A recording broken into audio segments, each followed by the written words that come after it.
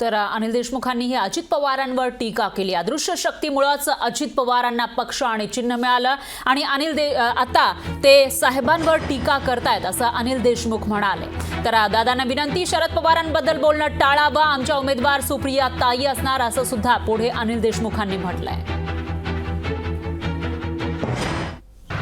ज्या पवार साहेबांनी तुम्हाला लहानाचं मोठं केलं, अनेकदा संघटनेमध्ये सरकारमध्ये मोठी मोठी पदं दिली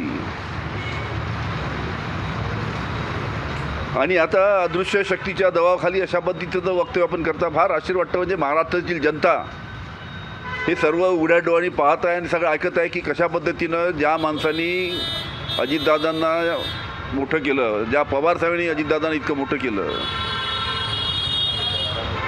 त्यांच्याबद्दल अशा पद्धतीचं वक्तव्य करायचं, याचं खरोखर महाराष्ट्राला फार आश्चर्य वाटतं। अतिशय चुकीच्या पद्धतीने बोलतायत। लोकशाही मराठी ऐका, पहा, जागरूक रहा।